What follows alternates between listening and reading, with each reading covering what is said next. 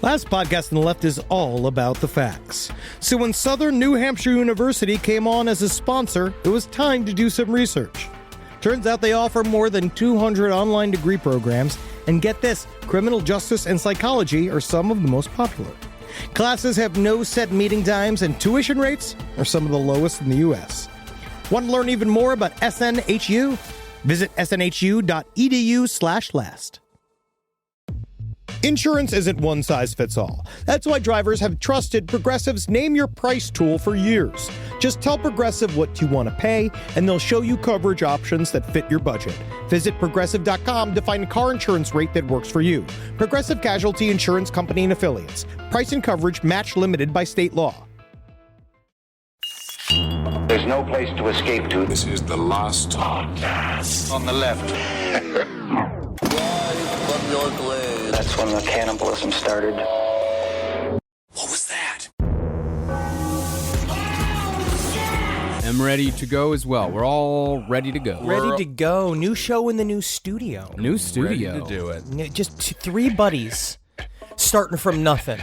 And now we got a storefront in where? Brooklyn, New York. We're out here. This is what my father always dreamed what would happen. All right, it's being out here, being a small-time businessman. That is the New York dream. Yeah. And we're covering a man today who was living that dream. He had it all in front of him.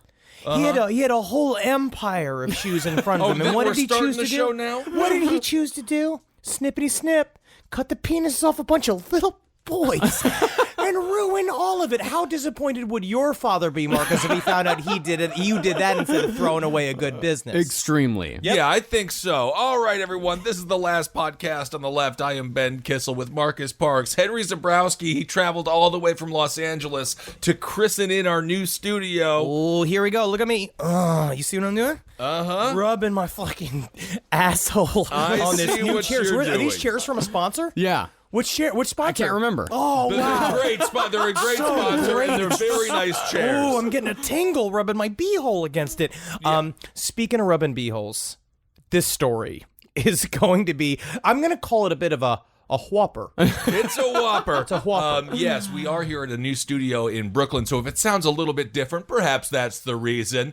We always do this. We always do it. It's always like a new sound, a new vibe. It's like each studio's our new, like, you know how Willie Nelson has Trigger? Mm-hmm. It's like this is our, like, old instrument. Does that make sense? Oh, I see. That's his dog. No, his guitar. No, he doesn't play. Yeah, He doesn't play a dog. You know huh? the song he does where he's got his dog on his lap and he pulls its dick while it makes Oh, yelps. that's not how you get a dog to sing. Come on, you give it treats. Everyone knows that. Yeah, I did, but no, this is it's nice. But this story Yes. is something special. This story is something, it's a bit disgusting. A lot of folks have been wanting us to cover him for a long time, the fellow we're going to talk about. His name is Joseph Kallinger. Actually, this is an underground topic, Kissel. Literally, No. nobody knows what this is. No, that's not true. What are you talking about? I've heard you guys talking about this for years. Yeah, me and Henry have talked about it, but nobody knows about this guy. Oh my God. So you're telling me that you guys have perverted my brain to the point that I think everyone knows about this guy? Yes.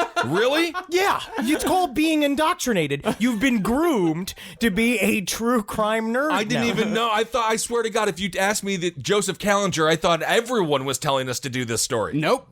Well, you guys have ruined me.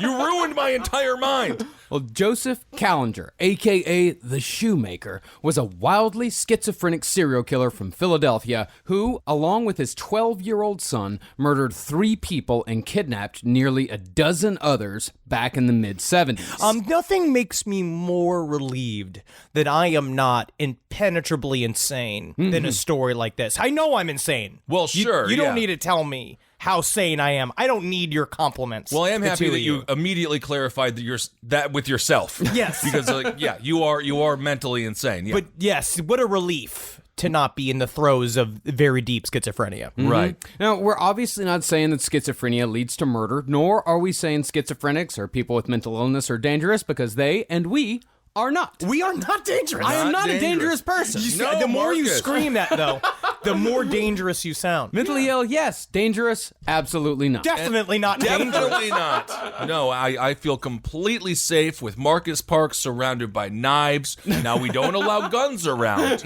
but knives, I think that's fine. No ranged weapons. No ranged weapons whatsoever. But Joseph Kallinger was dangerous. Now, it's hard to say whether or not he would have been a serial killer without having the delusions there to drive him, but the delusions definitely had an influence on the severity of his crimes. Certainly didn't help.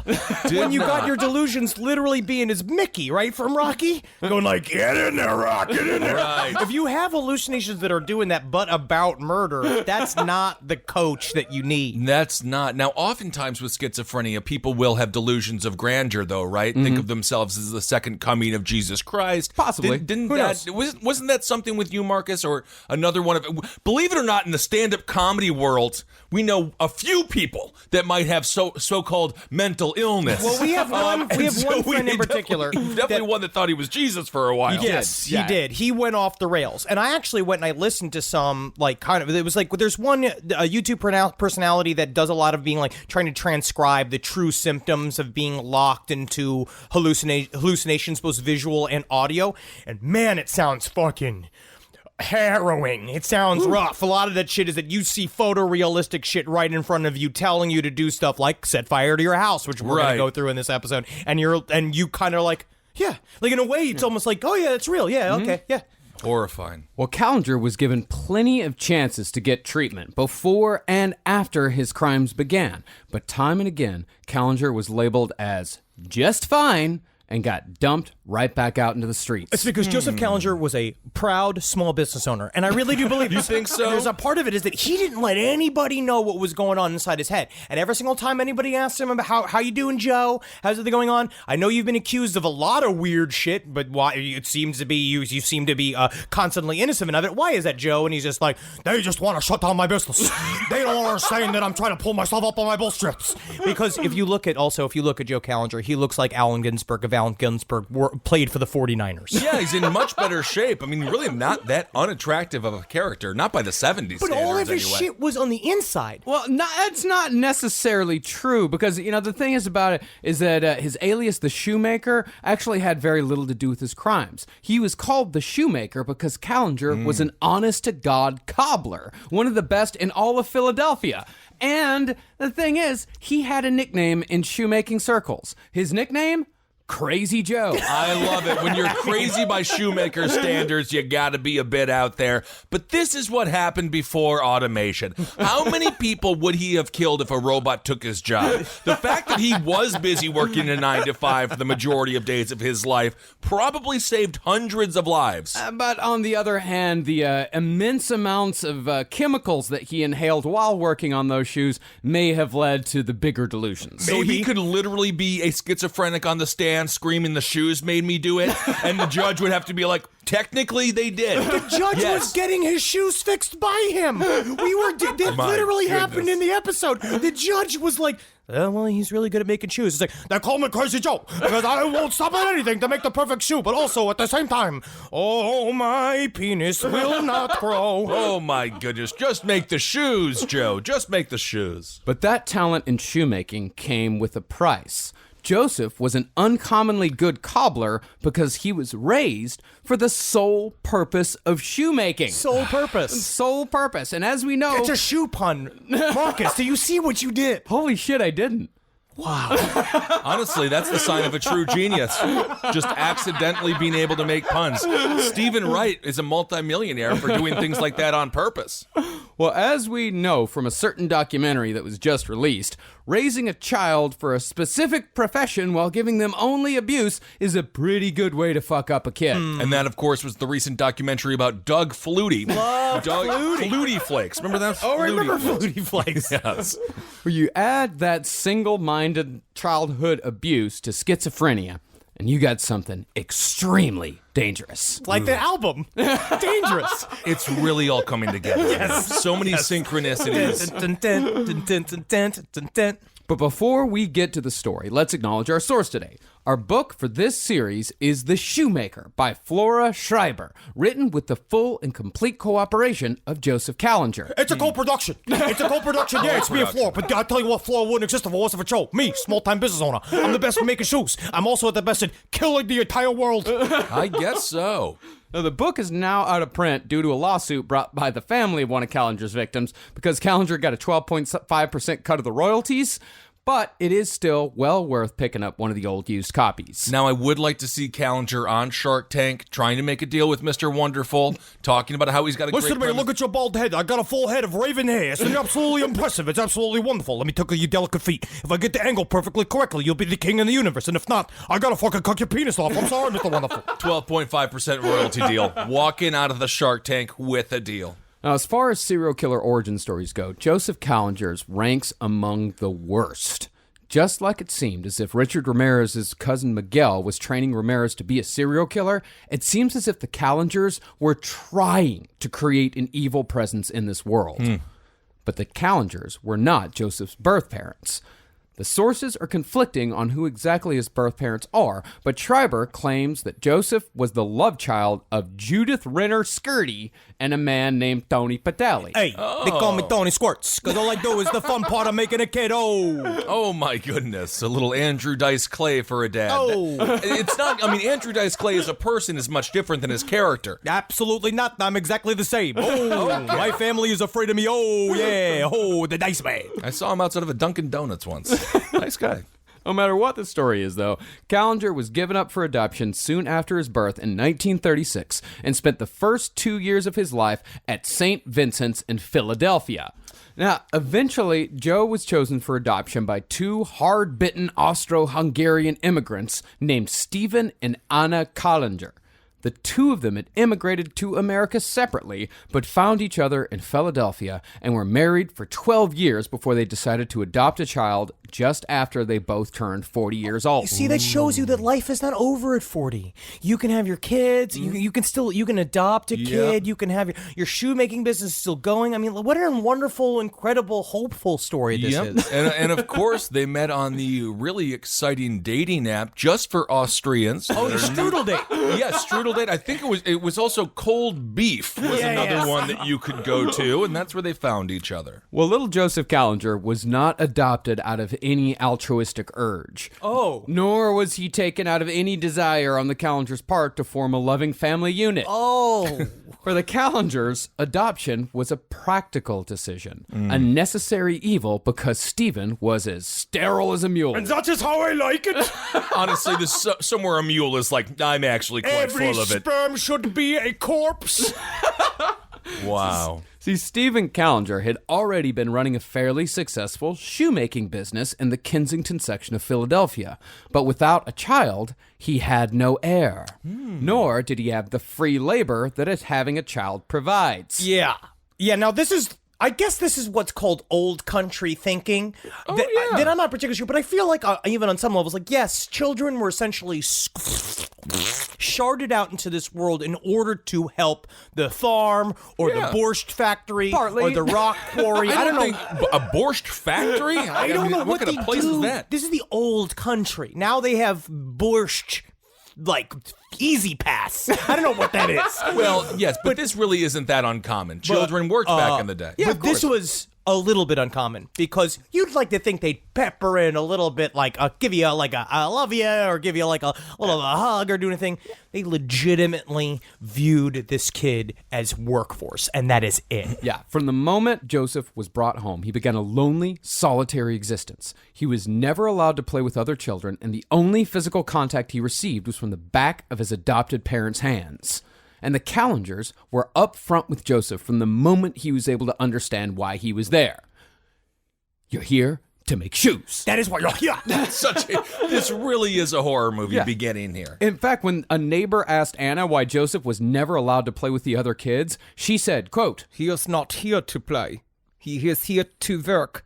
We gave him a home, and he must pay us back." I mean, honestly, that must really suck to have a negative relationship when you see shoes, because you see every person has two, But you and and then I- how many people do you see a day? But you and I have discovered when you're oddly shaped, shoes is how we can be fashionable. Oh, absolutely. We can go get sneakers, and that's fun. And I have a nice, like a normal shoe size. You know what I mean? So I can get many different varieties of sneakers, and I take a lot of joy from shoes. Yeah, sure. It's got a kind of a subtle dig there on my not so normal shoe size. We all have different bodies. But, you know, the internet provides.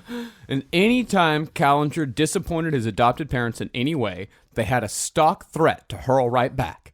If you don't behave, we'll send you back to the orphanage from which we rescued Now, you. I have a question, though. Can you really just do that? No, you can't just send the me orphanage back. is the orphanage like it's a 30-day return policy? You can leave a kid anywhere. I mean, honestly, I guess. Like, I know you're not. Yes, you're returning. You're not really returning into the orphanage, but you could definitely leave a kid outside of the orphanage, and then eventually someone will come scoop him up, or he'll get hit by a truck, or he'll get put in a garbage can. I don't know what happens to orphans. You don't I know. know that it's all bad. Now, of course, Joseph got into trouble, as all kids do, and the things he got in trouble for were all normal parts of childhood, innocent stuff, but 3 incidents in particular led to another incident that fucked up Joseph for life. For fucking life. Forever. I don't like it.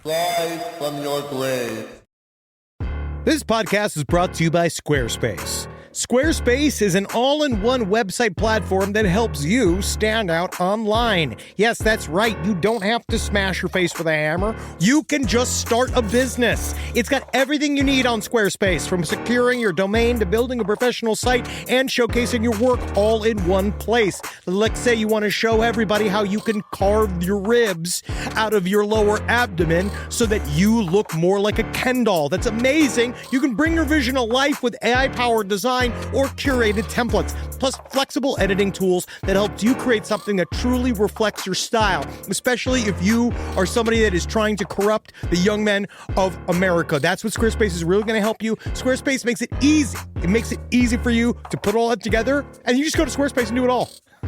Thanks, Braden. Head to squarespace.com/left for a free trial. And when you're ready to launch, use offer code LEFT to save 10% off your first purchase of a website or domain. Is there anything better than a summer evening outdoors?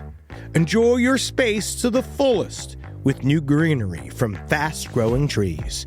I love a big, thick bush. Fast Growing Trees is America's largest, most trusted online nursery, and they can send me a big, thick bush any time of the day. It arrives at work. It arrives at my car. I can pinpoint on a Google map where it is. Send me a big, thick, brown bush. And they send it immediately when they have it, because sometimes the shaver comes to town. I remember one time I ordered a cherry wood tree from Fast Growing Trees, and my God, I couldn't cut it down no matter what my father told me to do. I had to lie to him about it, and next thing you know, I became the first president of the United States of America. And even you can become the first president of the United States of America with Fast Growing Trees. Right now, get up to half off select summer planting essentials, plus get an additional 20% off your first purchase with code LEFT at checkout. That's an additional 20% off at fastgrowingtrees.com with code LEFT at checkout. Offer is valid for a limited time only. Terms and conditions apply.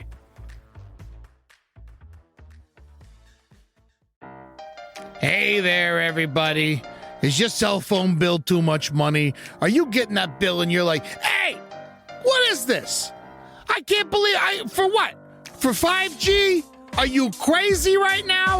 $100? I don't even barely got any bars when I'm just sitting in my living room, okay? You don't have to deal with that anymore. Are you ready for this? $15 a month. That's right, $15 a month on Mint Mobile. Yeah, baby. Get their wireless plan, because they're just sitting there on the T-Mobile 5G network, and it's just $15. Your whole life, you're just paying all this money every month. You're like, why? Where's it going? It's going to these phone companies that are robbing you. So go to Mint Mobile. Let them help you talk to your mom. So get your new wireless plan for just $15 a month. Go to mintmobile.com/LPOTL. That's mintmobile.com/LPOTL. Cut your wireless bill to $15 a month at mintmobile.com/LPOTL. That's it. There's no catch. Upfront payment of $45 for 3 months, $90 for 6 months, $180 for 12 months. Plan required, $15 per month equivalent. Taxes and fees extra. Initial plan term only. Greater than 50 gigabytes may slow when the network is busy. Includes up to 20 gigabytes hotspot. Capable device required. Availability, speed, and coverage varies. See mintmobile.com.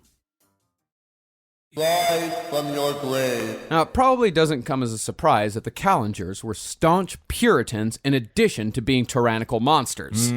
So when Joseph, at 5 years old, came home one day asking what the word fuck meant, because he was in Philadelphia, he's gonna hear the word fuck. West Philadelphia, born and raised, and the playground is where he spent most of his days. So he's out there seeing, hearing what these kids are saying. Of course, and he didn't even say the word. He just asked, what does the word mean? Yeah. What does this mean? Daddy, mommy, what does fuck mean? And they beat him within an inch of his life. And you know what they beat him with, which is the thing I got thwacked with a couple times. Anna Kallinger had a big old wooden spoon from the old country, right? She used to fucking beat him with this shit. And this is back when spoons were also used to fend off invaders from your home. Well, they did have a double purpose. It literally had like carrots so deeply just kind of like burnt into the back of it that they were like a gauntlet. Just fucking smashing you in the face with it. But that is what he got beat with quite a bit, and a leather strap. Right. Yeah. And they beat him for being a dirty little boy because he said a dirty little word. And guess what that does? That plants a fun little seed in there, doesn't it? Saying you're a fucking dirty, naughty little boy. So I'm gonna beat you with this spoon, and that's and then we're gonna punish your penis. Well, with any luck, you just become a chef. But no, and this was back when spoons were. Remember when people used to buy things for life? This is what I'm and be saying. like, this is our spoon. This is a family and then be spoon. like, don't even look at another spoon when we go shopping. We have our spoon. The spoon if our smells. spoon knows that you looked at another spoon, that spoon is going to attack and kill us. Big, gross, grimy spoon. I It's got know. a new American spoon. I love it. Well, a couple of months after the fuck incident, Joseph got into trouble for pulling a little girl's pants down. I mean, it's a curious, natural thing. Kids do it. I never did it, but I never did it either, but some kids do it. So I guess it's good, sure. I was told that some kids do it. Pantsing. And then everyone laughs. Yeah, but again, he was labeled as a filthy, dirty little boy, and again, he was beaten. The third incident, however, was not Joseph's fault at all, but it had the most dire consequences. When Joe was 5 years old, he got the shit beat out of him by a local bully, a girl. And while Joe was being treated for his injuries, it was discovered that he was suffering from a congenital hernia. Now, the Kallingers had assumed that Joe had been beat up by the girl because he was once more being a filthy little boy. So, while Joe was admitted to the hospital to fix the hernia, the Kallingers came up with a plan. Oh, no. As soon as they got little Joseph through the door from the hospital, they sat him down and had a talk about his little bird. Uh-oh. If you tell me that they put a face on the spoon and they had the spoon and they were just like, this is Sarah the spoon. She wants to know about your little bird. Yeah, dude. It's close. It's disgusting. See, in the Kallinger household, bird was their euphemism for penis. Oh, really? Really? So they told Joseph that the doctor had not only fixed his hernia, but had also fixed his little bird. And when Joseph asked what had been wrong with his little bird in the first place, they told him that a little demon had been living inside. They're not wrong. I don't know. They're not wrong. They are wrong. I mean, I know Totally to wrong. as a kid, but now I'm intimately know the little demon inside my bird, but we're friends. This is like, but he already... Obviously schizophrenia. He was probably born with it. Yeah. To some Well, degree, we're but gonna- this is all planting. This is not how to do it. No, it is not. And they further extrapolated by saying that the demon makes your bird get hard, and when it does that, the bird makes you do bad things, which will eventually cause the devil to drag you down into hell.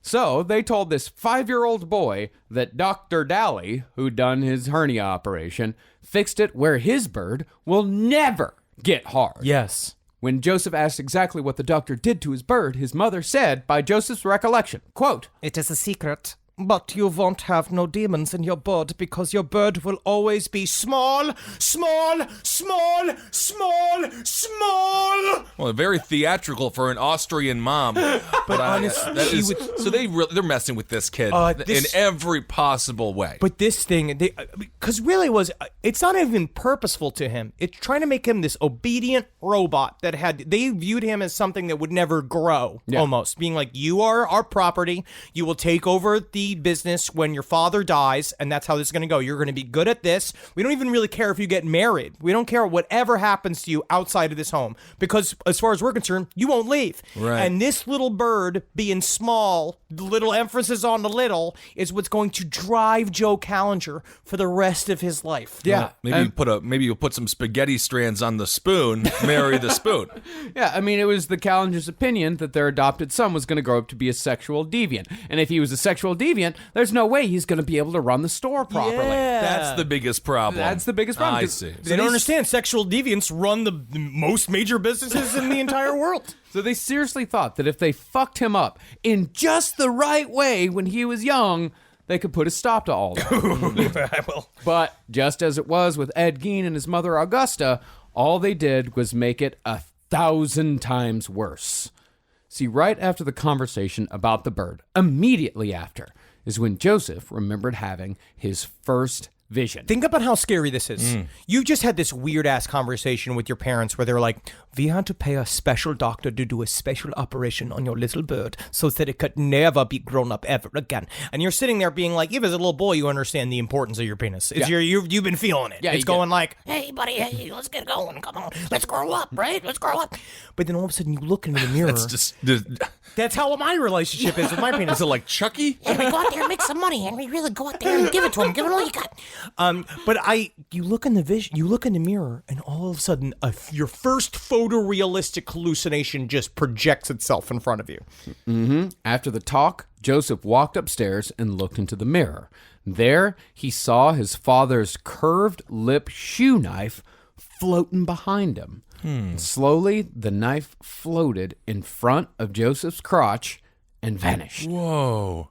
Now, as far as punishment went, the Kallingers didn't stop with the symbolic castration. Stephen had a homemade cat o' nine tails that he fashioned out of leather and rawhide shoelaces that he used on his son on a regular basis. And it was made out of shoe parts. Yeah. Isn't that interesting? Is that your own punishment? You're literally working on shoes all day, and then you get beat with shoe material every single time you say anything out of line. Yeah.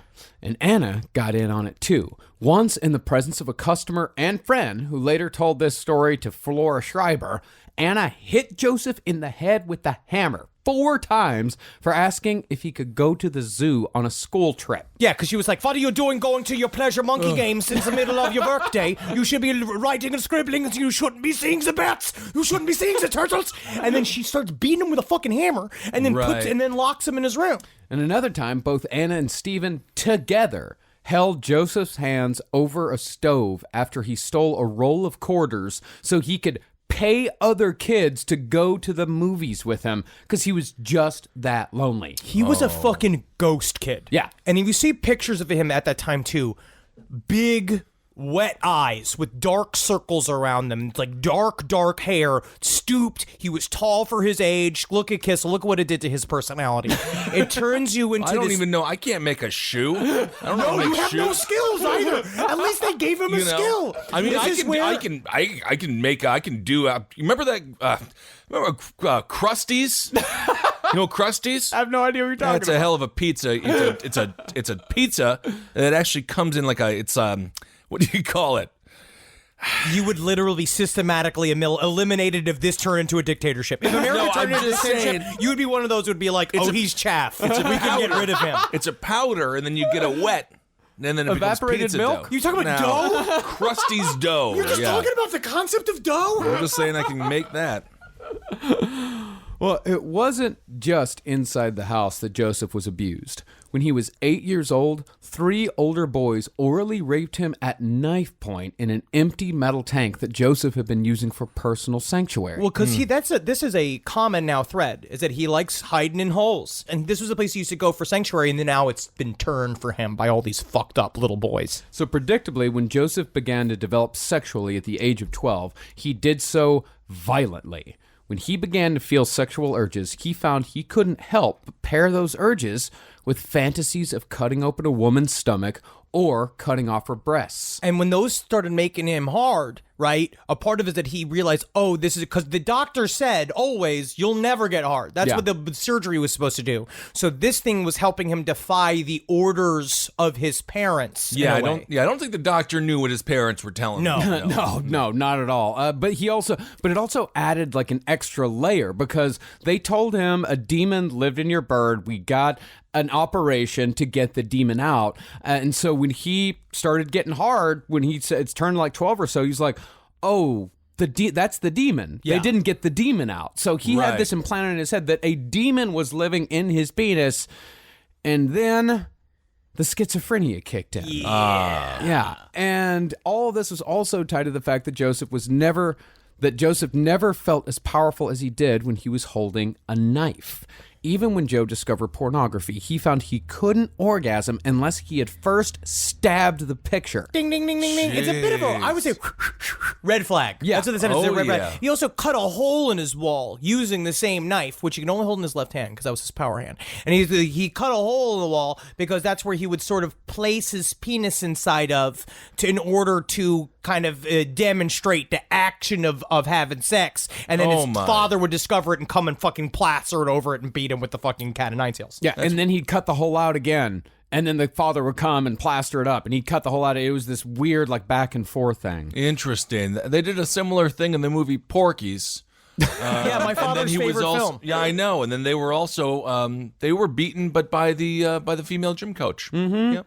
Yeah, and Kallinger couldn't reach orgasm unless he was holding a knife in specifically his left hand. And soon, Joseph was bringing those violent sexual tendencies out into the world. When he was 12, he sexually assaulted a boy in pretty much the same way he himself had been raped when he was 8 years old. Concerning this development, Joseph said that when normal things should have taken place, this quote-unquote other thing developed. And that other thing would only be exacerbated by Joseph's burgeoning mental illness. He said that the demon that had supposedly been removed from his bird when he was 5 began speaking directly to him. He had audio hallucinations first, and they were frightening. And he's also too young to not understand that this shit's not real. Yeah. So all of a sudden he's just like lost in this world of like he knows nothing but pain, and he's obsessed with tiny penises. Right. Well, and his only friend is his tiny bird, I guess. Yeah, dude. And that's honestly, that's all boys have when they start. And then you learn to apply those friendships to humans. No, usually you do have friends. Well, yeah, but your first love is your penis as a little boy. No, I think that's you. No, that's just you. No, I did not fall in love with my penis. I'm not first. in Still not love like with I'm in love with it. It's a strange way to. No, my friend's name was Jason. My penis was like my Kramer. Joe had continued to assault boys in his neighborhood, and during one assault, he actually bit his victim's penis after the quote-unquote demon instructed him to chew it off. I know, but then this is a buildup. He had been doing this, and then also kind of daring himself to go into this thing. We're seeing this very, very early. Yeah, but during that time, Joseph discovered something that actually seemed to make all those bad feelings go away. When Joseph was 13 years old, he discovered the joy of acting. Theater saves another boy. Theater can save lives. Absolutely. Actors. There's another, actors are just so stable and reliable. Right. Well, I mean, this could be a dangerous combo here. He's, with all the shoemaking and then the acting. With the shoemaking and the acting, that's fucking Daniel Day-Lewis, baby. That's literally the best actor. He quit acting in order to go to shoemaking. Think about that. I wish Joe Kallinger had heard that story. Yeah, it could have helped. So Joseph tried out for a part in a YMCA production of A Christmas Carol on a lark, and was surprised when he was cast in the part of Ebenezer Scrooge. That's the fucking shit, baby. And he was even more surprised when he found he was damn good at acting as well. Now, surprisingly, his parents allowed him to participate, and on the night of the performance, Joseph brought down the house. He fucking was really good. So after the play, Joseph no longer wanted to be a shoemaker.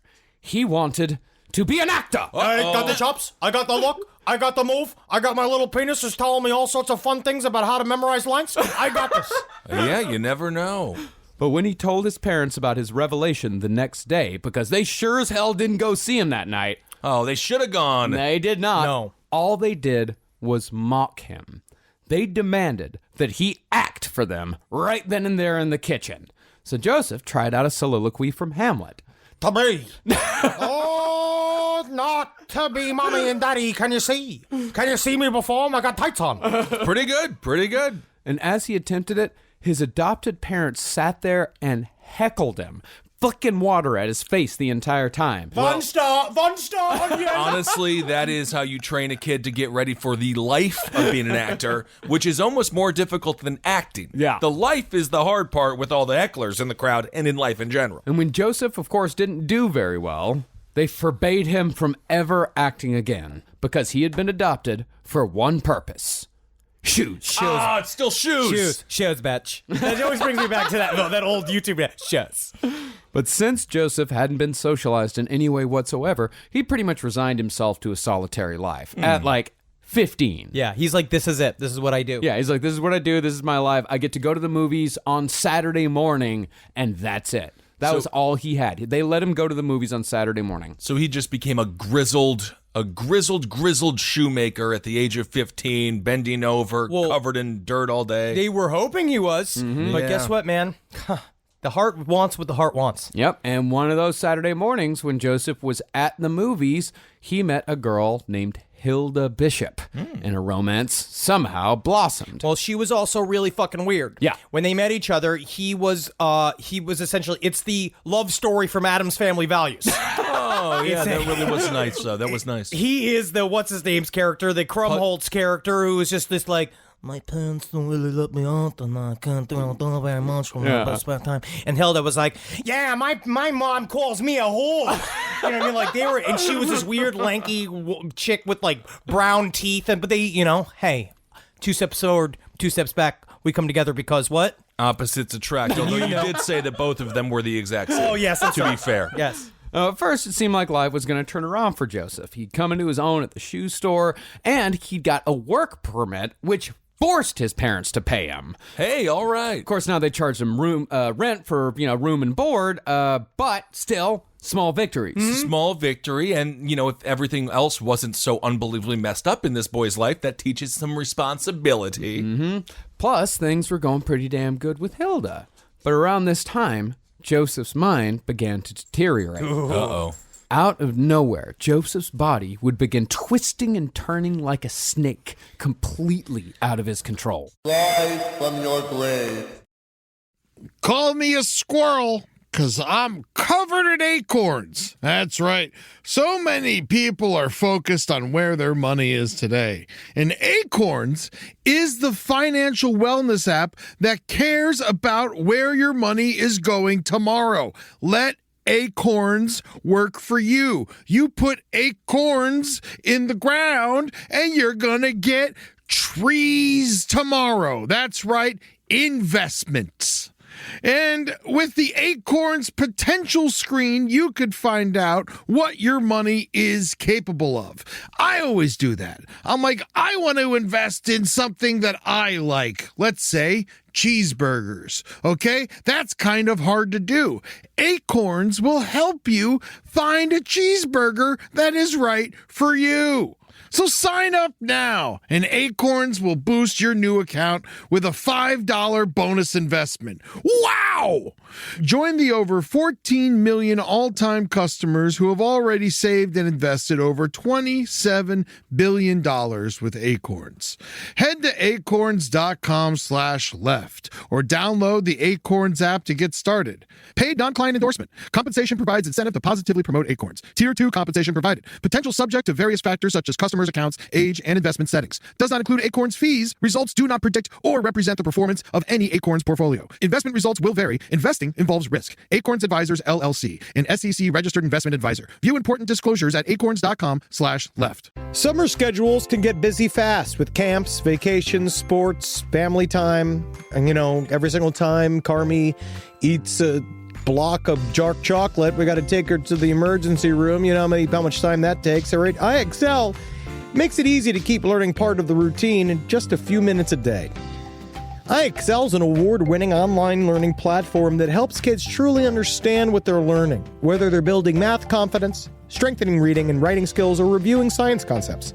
From pre-K through 12th grade, IXL offers personalized, interactive learning that adapts to each child's level and pace, which is great because Carmi has been really slow in biology, and Wendy has really been struggling with American history, mostly just because she doesn't agree with the way it's being taught. So it's really important. You making an impact on your child's learning. Wendy, as soon as she gets her chicken, she is ready for all of her lessons. And Carmi just really has to eat 5 or 6 bites of liver, beef liver, chicken liver, and then she can really get down to, I'm hoping this is the year she reads To Kill a Mockingbird. So really, IXL, thank you.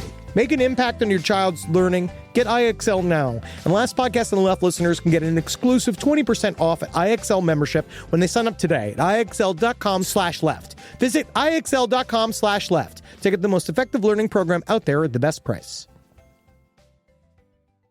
All right, I know what you're thinking. I like to go banking, but I don't want to give to these big old banks all the time that cater to the 1%. Well, go ahead and get yourself hooked up with Chime. It's banking built for you, not just those rich jerks. And they got thousands of fee-free ATMs because why pay to get your own money? Chime is working for you, man. You get your Chime card, you're going to get travel perks, you're going to get into airport lounges, you're going to get those chicken thighs. Every time I go to an airport lounge, I get chicken thighs. And you know what I say whenever I see a plate of chicken thighs? Give me more. Chime's going to get you those chicken thighs in these lounges, all right? Sure, they could serve other types of meat, but why would you when chicken thighs are so delicious? Chime is not just smarter banking, it's the most rewarding way to bank.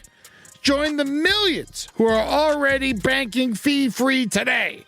Head to chime.com/left. That's chime.com/left. It only takes a few minutes to sign up. Chime is a fintech, not a bank. Banking services for Chime Card provided by Chime's bank partners. Optional products and services may have fees or charges. Stated cashback for Chime Prime only. No minimum balance required. For more information on travel perks, go to chime.com/disclosures. Rise from your grave. Then came the laugh. Completely unprovoked, Joseph would begin giggling without joy. Without joy. Without joy. Yeah, Schreiber described it as a gothic belly laugh. So, yeah. But what was the point of it? Why did he do it? There was none. It just came out of his mouth. It was a tick. Yeah, it was like a tick. Like he said, it came from a completely different place and came without warning. He'd try stopping it. He'd put his hand over his mouth, but it wouldn't end. Huh. Okay, so... But it was not him laughing because he thought it was funny. No. It literally would come in these weird episodes. But you know those people that just say force yourself to laugh and then you're going to end up actually laughing? That's scary. That's what people recommend. Who says this? I swear to God, people say if you just force yourself to smile, force yourself to laugh, you will feel better because it releases certain chemicals in your brain. That sounds like B.F. Skinner shit. I don't know. I've seen it on some blogs. Now, Anna and Stephen had definitely noticed that their adopted son had started writhing like a snake and laughing uncontrollably in the halls of their home. They did notice these kind of things. Yeah, you know that. But instead of getting the kids some help, they just put a padlock on their bedroom door and started sleeping with a baseball bat. Okay. Yeah. You know what? Not unreasonable. Because at the time, they viewed him as he immediately became an enemy. When they saw that he was having real trouble, the way they talked about him was being like, he's evil. He doesn't know what he's doing. He has no control over his body. He's evil and he is bad. And so they could not contemplate that he actually, he might need like a reach out, like he might need some help. Well, yeah, I mean, getting help, that would require Joseph to leave the store. Yep. And even though the boy was slowly losing his mind, demonstrably losing his mind, still one hell of a shoemaker. Okay, Yeah. all right. So the Kallingers just let it go. It's like, well, as long as he can show up to the shoe store every day and do his work, who gives a shit? No, this is called what they do with Johnny Depp. I mean, like, well, he still got it. And they just do it. But even though he's propped up by two different, like, whatever those, like, A-beams are, like, he's got C-clamps holding up his pants and shit. So soon after the writhing began, Joseph had his first full-blown schizophrenic delusion. One day, as he was working in the shoe shop, a bright light appeared before him, and in the center was a figure that Joseph believed to be God. Oh my God. So you're telling me at this age, he is a shoemaker and he saw the Nike symbol in that bright light? That's incredible. What? That's the god of shoes. That's for us. Some people like a Fila, some people like a Reebok. We like Nike. I like New Balance. Look at him. No, that's just... you don't like New Balance, Marcus. You have to wear New Balance because you have frog's feet. He does have flat feet. That is why he has to wear. You don't like them. He could technically go to a real shoemaker that doesn't do all the horrible things that this shoemaker will let you do. I know. And he will get you a little like insert you can put into a shoe if you want it. But just Feet are how too wide. All he had to do, all I'm saying is all he had to do was put a little swoosh. Take some makeup, make a little swoosh, and now he's a multi-billionaire. Well, this is what Joseph later said the vision told him. Joseph Kallinger, you are a special person, and you must undertake a special mission. Already through your orthopedic work, you are easing pain in the feet. The feet are also the key to the brain. Your mission is to control the brain through the feet. This is what I, God of the universe, command you to do. You will use this method to heal yourself and heal mankind. You must heal and save. I like that. I mean, honestly, Dr. Scholl's, I saw a commercial. They said the exact same damn thing. I don't even think he's a real doctor, but nonetheless. Okay. I would love to see a schizophrenic version of Dr. Scholl's commercial where it's just like God, like in my imagination, it's the cutout from Monty Python, like in the fucking cloud, just going like, heal your feet or end the universe. But really, bad feet, bad brain. No, you're talking like a fuck. You're talking like Joseph Kallinger. No. You've said several things. Have you not gone to a store lately and they have the foot map out? Or as the palms are good for reading, you can also read one's feet. You gotta read these books before we do the show so you can see the slippery slope you're talking about. I watched a lot of YouTube videos. They did not mention these in the YouTube videos. No. They didn't mention that God spoke to him about his feet. But but there is some, if you got a bad toe. My grandmother used to. This is true. My grandmother used to monitor my sister and I, and she would go and she'd poke us under the table every single time she felt we were eating too much or doing something bad. But another thing she used to do, so we had our feet anywhere closer, she'd grab my shoes by the toe and be like, your shoes are too big, they don't fit right. That's a grandmother thing to do, but that's also a really smart parent technique. Get them 2 sizes too large. Yeah. You grow into them. Yeah. We know that. Well, after Joseph had that vision, he now had a mission from God. Ooh. And that mission was something that he would work towards for the next 17 years. He would be the savior of the universe, and the instrument of salvation would be orthopedics. Honestly, man, this is just like the Hudsucker proxy. I will say, everything turned out okay. It's true. It might have been the way Steve Madden actually started. Like, it could have been that, but it's not, Kissel. Salvation through shoes. No, it's not, though. I know it's not, but I actually think it's kind of true. It's a thing to think about. But the problem is that what we just said, does that sound really vague? You're correct. Yeah. Because it is. Because it's a nonsense mission from not God, the back of your head, which is not doing well. But you go back in the day, you got a niche market, you're selling shoes, salvation through shoes. That's a hell of a pitch. Sure, in 1890s, yes. No, in 1960. By this point, Joseph's parents were absolutely terrified of him. So their decision, just like the decision made by Richard Chase's parents, was to let Joseph go off and move into a place on his own. This is kind of what we've sort of discussed. We've been talking about this as we were researching the show. We were like, oh my God, he's Richard Chase if Richard Chase could hold down a job. Yeah.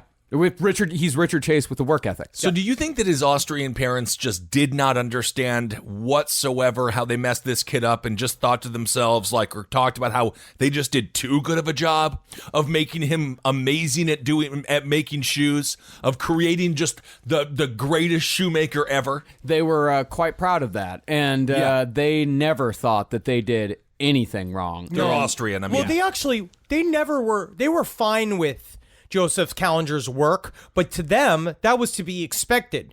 Absolute excellence was literally just the bar. They were being real tiger moms about it, where they were like, you had to be A+, because if not, why are you our son? We'll just take you back to the fucking orphanage. And they viewed him as evil. Well, this is why your father's technique of when requested to do something, he would do, this is Henry's dad, he would do it really bad. Yeah, so you don't get asked again. And then you don't get asked again, which I think is a great life lesson for every father to teach his son. And no way does that make him reliant on another person, and then that other person becomes really sick and tired of you not being able to do anything around the house, and the next thing you know, you're alone forever. No, you just have to make enough money where you could have a handy person come and fix the thing, because that's what you have to do. Well, in 1953, pretty soon after Kallinger moved out, he decided it was time to get married. Now, the Kallingers didn't approve of Hilda, so they filed something called an incorrigibility petition to try and stop it. This is like old-timey shit where you can really, like, children work sort of considered your property. Yeah, you can still file an incorrigibility petition, but it's just not done very often. It's filed when a parent essentially loses control over their child. It is getting the law to declare your child incorrigible. Incorrigible? Okay. But since the judge couldn't see anything wrong with what Joseph was doing, the petition was thrown out and Joe was free to start a family of his own. Of course, the camera pans down and the judge is wearing some of those primo shoes. Kallinger had it in the bag. But as you might expect, Joe didn't exactly have the right training to be a family man. Not only had he spent most of his life in near isolation, nursing violent sexual urges, but he was also just 17 years old, as was his new wife. Because remember, during this whole time, every time he's been able to successfully have sex with Hilda, it is because he has gripped a knife in his pocket. He had either one in his pocket, he had all stuff in order to get hard. He had to literally charge himself up to even make love to this woman. So that literally that old joke of like knife in your pocket, you just happen to see me and just be like, it's a knife. Yeah, it is the contraption from Seven. Interesting. Okay.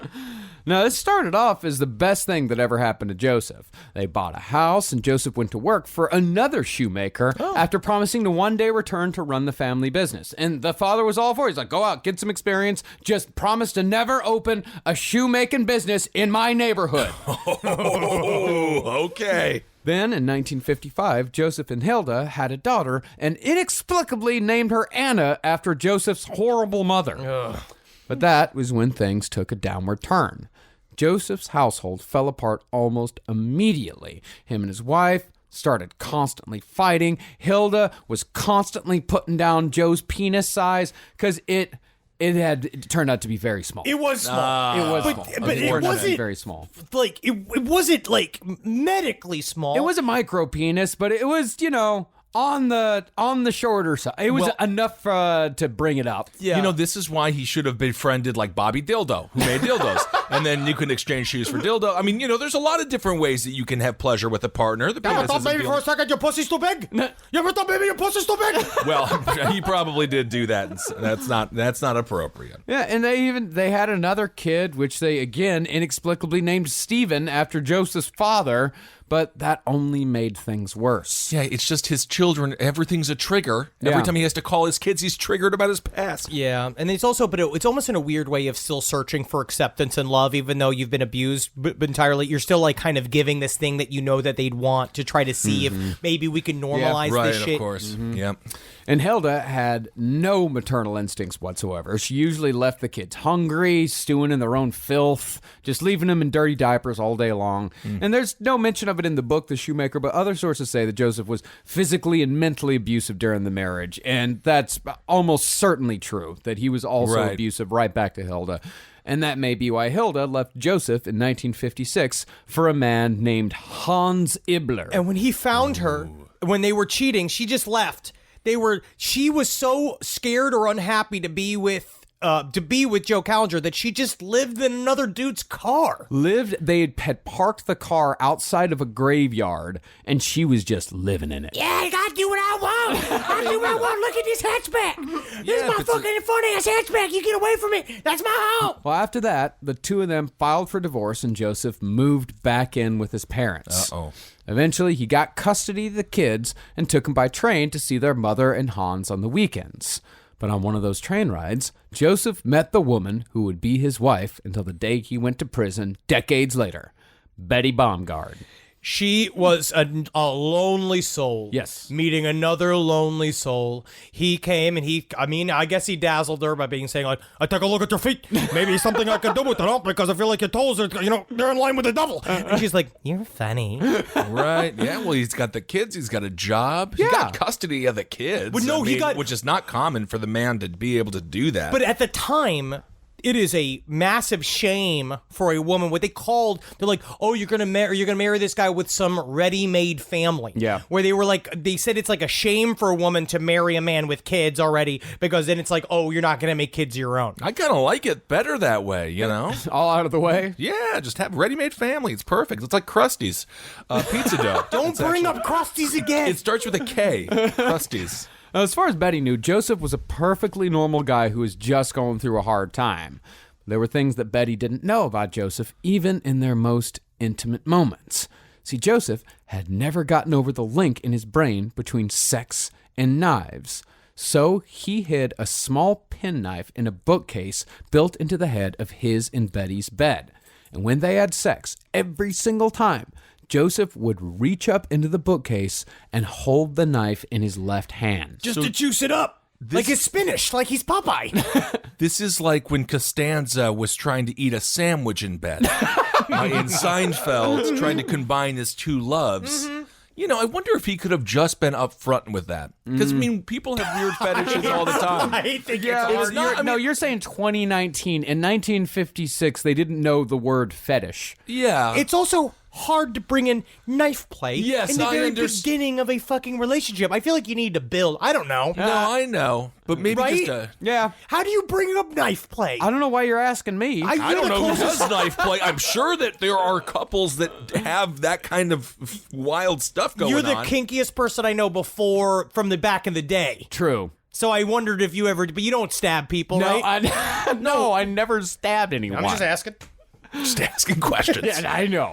Okay, so this is he can't separate these two things. He cannot, no. Very bizarre. And when Joseph was 22, right after he and Betty were married, he had his second major hallucinatory episode. A figure with a black cloak and a witch's hat appeared to him, again as he was sitting at his workbench.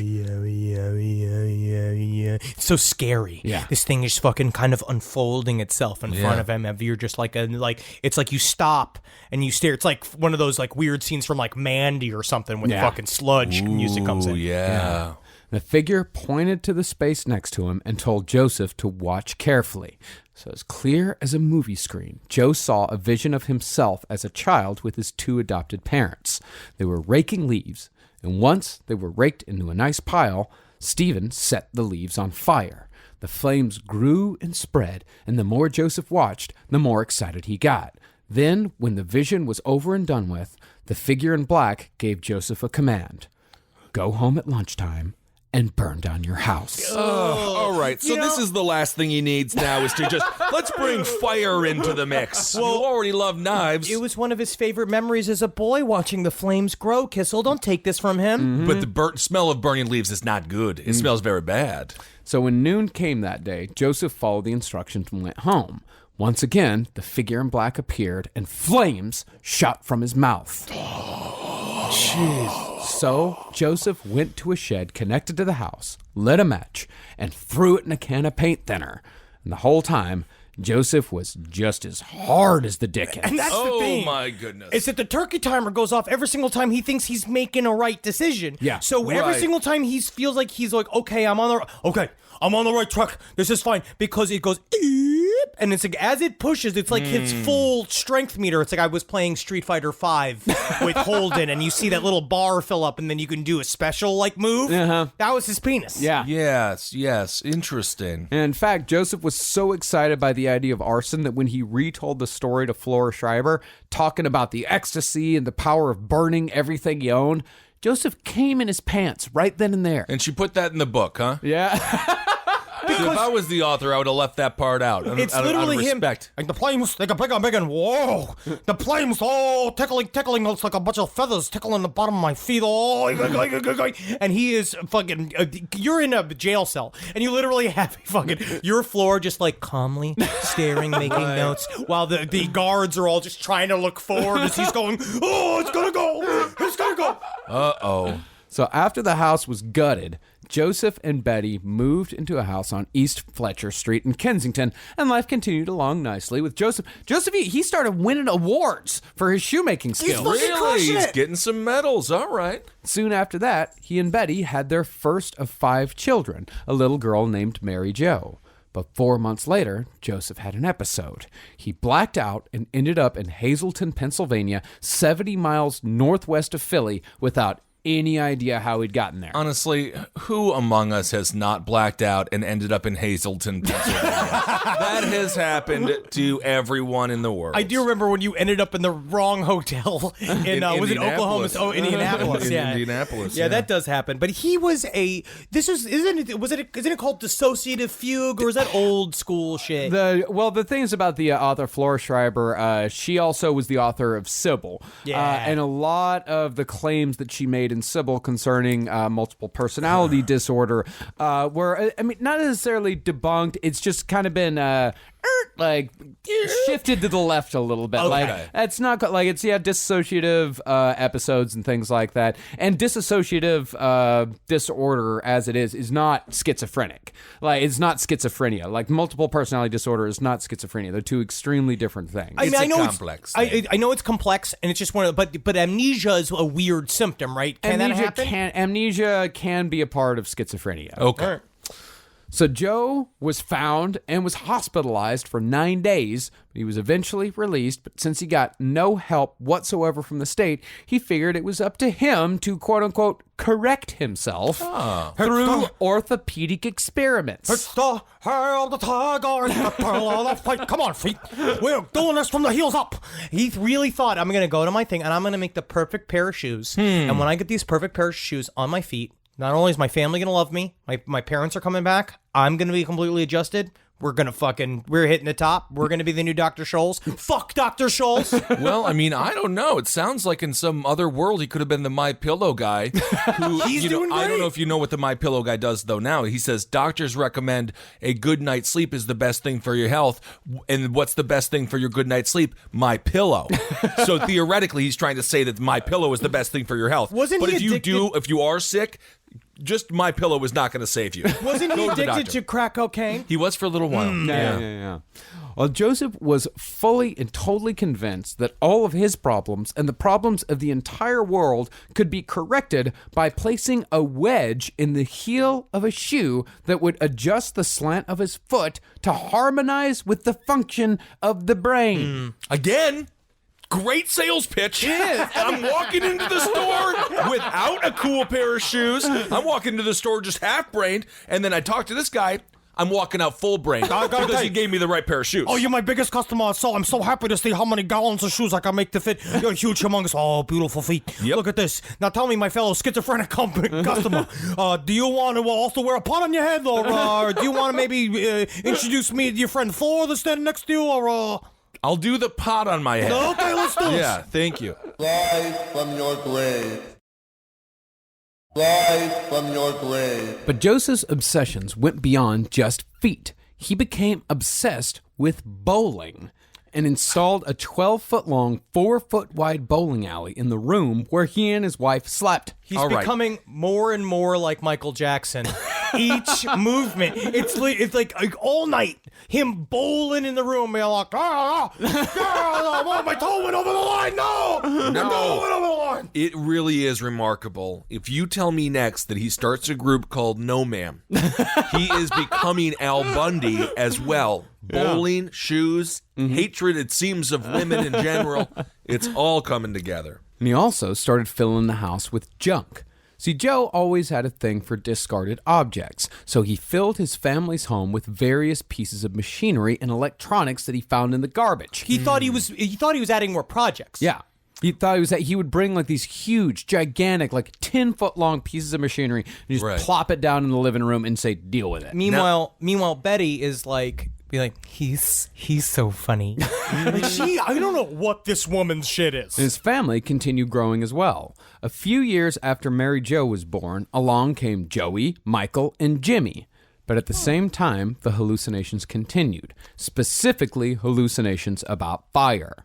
A voice from the darkness that Joseph knew was the devil kept telling him, set fire to your house, set fire to your house. And he did it 4 times. Just one time you want to hear the counterpoint, put the fire out in your house, put the fire out in your house. Now, is it possible, and this is like totally an ignorant question here, but is it possible that he could receive things that were less negative every now and again? Of like course he did. He had the mission to save the entire world through orthopedics. That's good. It's still not good. No, because you're not going to do it. So what we're going to find out is that you're setting yourself up for a fall. Yeah, it's not good, but it's positive. No, and it's also actually kind of real. Orthopedics have greatly improved society. It would be really nice to hear just one being like, go run a half marathon. Yeah, why not? That would be a good one. Now, the first 3 fires that Joe set in his home didn't do much damage. But on the 4th, when Joseph was 30 years old, he finally pulled it off and burned his own family's home to the ground. Hard as the Dickens. He was charged with arson, but never did any time. And so, with nowhere else to go, Joseph bit the bullet, permanently moved back into his childhood home, and took over his father's shoe shop for good. Think about this. This was your prison as a boy. Yeah. You got out and you built this whole other life, right? Now, you moved your parents out. They left. So it's now your house. Right. But you are a deeply ill human being that is now replacing your own parents in your mind. And you are beginning you get this like power complex. You literally defeated this one section. Now you are the Shoemaker. Yeah.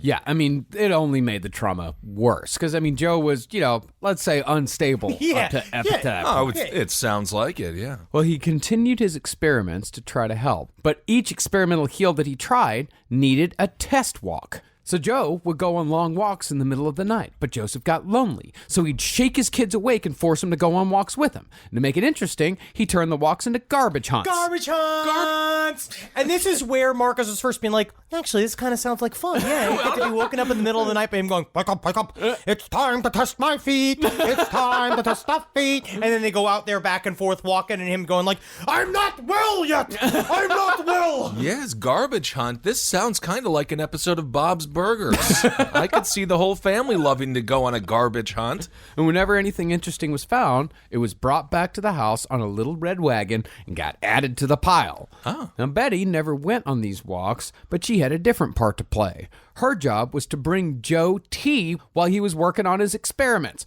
Cup after cup, sometimes as many as 30 cups a night. Wow. Pretty soon, the paranoia started to take hold. Joseph became terrified that someone was going to get his kids like they got him, or get his wife like Hans Zibler had gotten Hilda, or that someone was going to break into his house and steal his experimental ideas. Because he was the king of this castle. Right. He was the king of this castle, and no one was going to come in and you were going to ruin his... he needed to establish dominance. I mean, you ever see Flubber? Do you remember what they did to Jerry Lewis's character in Flubber? They stole everything from him, using him on the basketball court, and that helped them win a championship. This truly is a fucking X-rated horrible version of Flubber. Right. So Joseph turned his house into a fortress, what he called Joseph Kallinger's castle. All the cellar windows were covered in steel, and every window from the first floor up was covered with hinged steel gates locked to the side of the house. Some windows were even bolted with flat steel plates and covered in cement. Now, you're his customer, right? Let's say you're in Philadelphia playing some b-ball on the street. You look and you see the shoemaker every day that you enjoy, Joe, and he did a great job for your wedding shoes. Yeah. You know what I mean? Yeah, You know, and he's doing a great job, and he's up there, and he is fashioning the front of his home with gigantic Fort Knox style steel plates that he is soldering and cementing into his front of his home. He's like, just want to make sure no one steals my brain ideas. And you just have to be like, cool, oh, yeah, all right. Shoes are be ready by Friday? By Friday, I'm absolutely obsessed with them. I made my wife psychic. And you're like, oh, okay, cool, all right. Well, they are great shoes. You know these companies, they keep their secrets under lock and key. They do. And this paranoia didn't stay inside the house. Joe started having paranoid delusions about his neighbors. He imagined that the building across the street where State Representative Harry Comer had his offices was actually a secret CIA outpost specifically put there to spy on Joseph Kallinger. You know, everyone made fun of Tom Hanks from The Burbs. He said, they said, you're being crazy. There's no way your neighbors are murdering people, putting them in their furnace. And what were they doing? Murdering people and putting them in their furnace. Also, let's be honest, Harry Comer, yeah, something's going on. I don't think this guy is on the up and up. That's all I'm going to say. I think his name is pronounced Comer. Whatever. Honestly, I think his name's pronounced Comer. You're probably right that it is probably not Harry Comer. I am Representative Harry Comer. Vote for me, or you'll know why they called me that.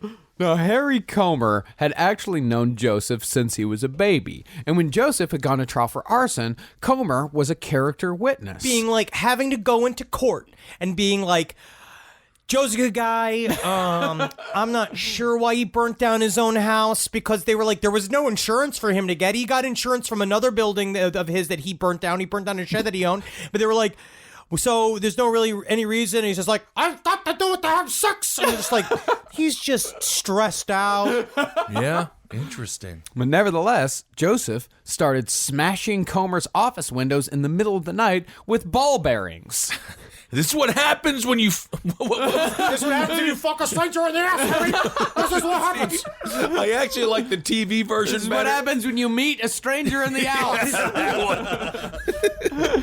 And Comer was none the wiser. Comer, sorry. Comer. I keep saying Comer. How's it spelled? Comer. That can go either way. That can go either way.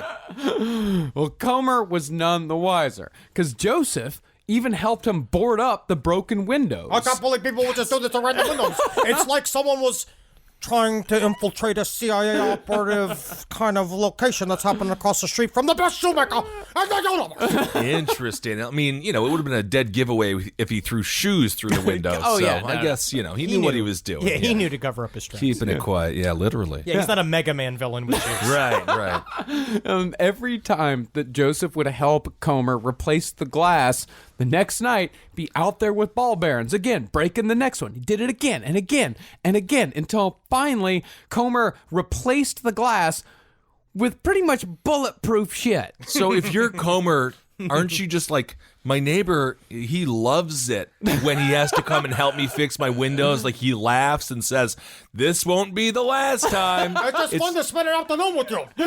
Just really kind of spend the afternoon and wonder where you put the microphones inside of my asshole. Interesting. But no, and like, what do you do with when you're a Comer, having to constantly redo your windows and be like, well, my shoes are due Friday, and I just feel like if I could just once I get the shoes out of there, then we can handle this whole thing. But I need those shoes. Those are my lucky shoes. No neighbors were like, oh yeah, we see him every night. No. Go out and smash all your windows. Well, he was doing it from the window of his house. So he's throwing it across the street. Man, that is a dream come true, though. Just to be able to take your neighbor's windows out and get away with it. Well, after the bulletproof glass was put up, I mean, Joe had no recourse, or at least he thought he had no recourse. So to escape the watchful eye of the CIA, he covered up all the windows on his store with dark screens. And this action only made Joseph's problems worse, because the screens cut off both light and air from the outside, meaning that this man, who was already suffering from full-blown schizophrenia, was now working day and night in an unventilated room constantly inhaling glue. I don't want to be anything. I don't want to be like, oh, Mister, get on my soapbox and start talking about how Nike makes their shoes. But it's still the exact same way. But instead of a man, it's a bunch of children. Yeah. In countries that don't have a lot of economic means. Because they work with enthusiasm. Ah, I see. But can you imagine that? I mean, he is already full-blown schizophrenic, and then he becomes an unwitting glue huffer. That is the worst kind. It just You seems. imagine that. I think he kind of liked it. Well, I mean, the smell of glue, what was the rubber cement? Yeah, rubber the cement. kids were all, 6th grade was the year of rubber cement. No, I had this That was crazy. I had this black bag filled with the old school, like, poison markers, like the old school I art remember markers. those. Just sticking your head in there. And man, what a good afternoon you'd have. Yeah, we had no idea what we were doing. I think they took rubber cements out of school, though. You just get that wah, wah, wah, wah, Oh, my wah, God. wah. Well, huff and glue may partly be the reason why Joseph started the hole. At the beginning of 1969, Joseph bought a house on East Haggart Street to use as a warehouse. But he also planned to turn it into both his own private retreat, place to get away from the wife and kids, and as a pathway to hell. Yeah. So this is No Ma'am. So he is Al Bundy. Well, this is where it, maybe you could say it gets dark. It starts getting real dark right about now. Yeah. Okay. And so, on the command of the devil, Joseph forced his 5 children to rip up the floorboards of this house in the middle of February and dig a 20-foot hole straight into the ground. And this is where Marcus called me.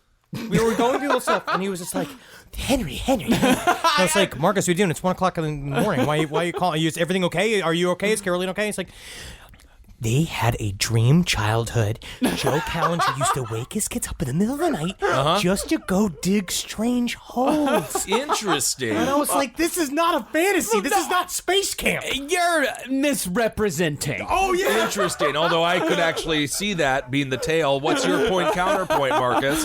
No, I just said, like, if it wasn't insane, if he wasn't a crazy serial killer, ripping up the floorboards of an old house and digging a hole straight down into the ground, and your dad's helping you out, and he's putting up all these supports, and you don't know what the hole's for. All you know is you get to dig a hole with your brothers and sisters. Yeah. How much fun is that? In the first hour, in the first hour, the song like "Work Together," come on. I could see how like the Sister Act 2 montage is kind of happening. But in hour 6 of digging the hole, when the sun is coming up and you're still like, deeper, you gotta dig deeper, kids. Gotta get in there, I gotta see China. And because that's what he did say. He was like, I wish I could dig a hole so much that I would come out on the other side and then, this whole world would slide inside of this hole. But as he's doing this monologue to himself, the kids are just like, when can we stop? Is it over yet? In reality, it would be terrifying and awful and abusive, but in a dream world, you got a garbage digging daddy. Absolutely. It's like you get to go. Digging daddy. Yeah.